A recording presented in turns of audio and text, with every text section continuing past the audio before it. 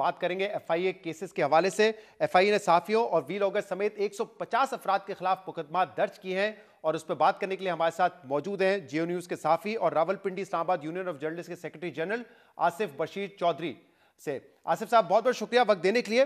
ये क्या मामला है? हम देख रहे हैं कि हुकूमत ऑपोजिशन के खिलाफ तो केसेस बना रही है, लेकिन यहां पर वीलॉगर सहाफियों समेत 150 लोगों पे मुकदमा रजिस्टर किए हैं एफआईए ने और इल्जाम यह है कि उन्होंने तशद्दुद पर उकसाया है और जो रियासती इदारे हैं उनके खिलाफ झूठा प्रोपेगेंडा किया है।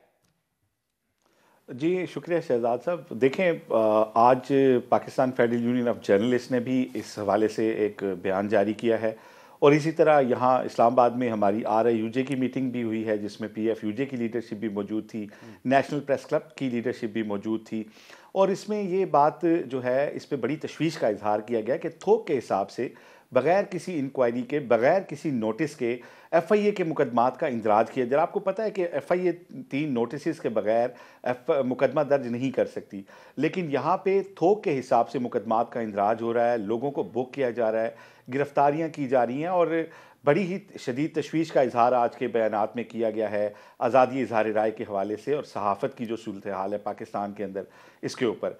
तो हमारा तो ये पहले दिन से एक रिजॉल्व है PFUJ का, RIUJ का, नेशनल प्रेस क्लब का कि हम जो है कानून की बालादस्ती पे यकीन रखते हैं और हम जो है किसी भी किस्म की जो प्रोपेगेंडा की जो मुहिमात हैं हम उनके ख़िलाफ़ हैं और हम किसी मादर पिदर आज़ादी के भी ख़िलाफ़ हैं। लेकिन FIA की जानिब से अंधाधुंध किस्म के जो मुकदमात का इंदराज किया जा रहा है, प्रोसीजर को फॉलो किए के बगैर, और फिर जो लोगों को उठाया जा रहा है, इससे शदीद हरासमेंट पैदा हो रही है। आज मुझे भी अखबार के जरिए मालूम हुआ कि मेरा भी नाम है FIA के मुकदमे में। अच्छा, ये दिलचस्प बात है। आप कह रहे हैं कि अखबार के जरिए पता चला आपको ये?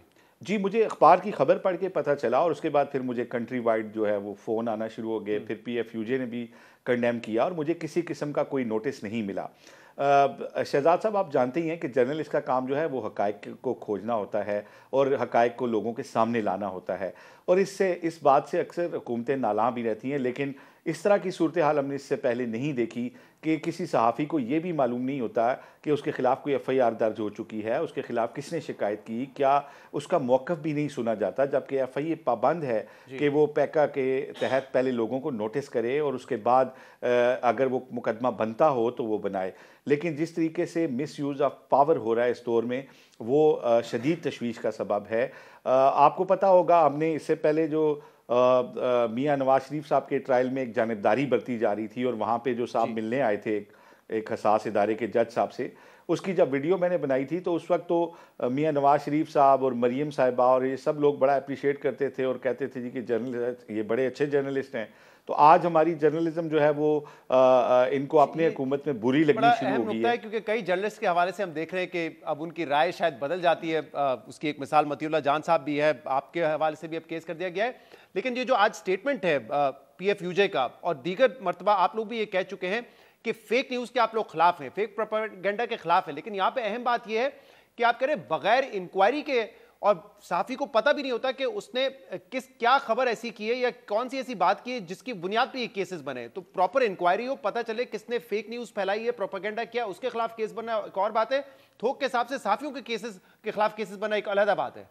जी बिल्कुल शहजाद साहब, ये बिल्कुल आप सही कह रहे हैं कि हम समझते हैं कि हम अपने लिखे के लिए, हम अपने बोले के लिए जवाबदेह हैं और अगर इससे हमने कोई गलत खबर की है तो हम उसके लिए अकाउंटेबल हैं। लेकिन उसका एक तरीकाकार होता है और वैसे तो हम तो पैका के इसलिए भी खिलाफ थे कि पूरी दुनिया में सिर्फ 3 ममालिक हैं, पाकिस्तान समेत 2 अफ्रीका के ममालिक हैं और एक पाकिस्तान है, जहाँ पे राय देना काबिल दस्तअंदाजी पुलिस है, वरना हद तक के कवानीन के तहत इनको डील किया जाता है। लेकिन अब उसके लिए जो प्रोसीजर था काबिल दस्तअंदाजी पुलिस वाला, वो भी अडॉप्ट नहीं हो रहा।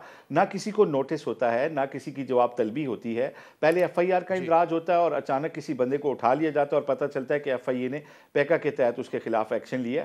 तो ये बड़ी ख़राब सूरत हाल है। लोग अपनी राय देते हुए डरेंगे और पाकिस्तान आज़ादी इज़हार राय के इंडेक्स में मकसद भी यही है उनका, शायद मकसद भी यही कि सहाफ़ी किसी ना डर जाए।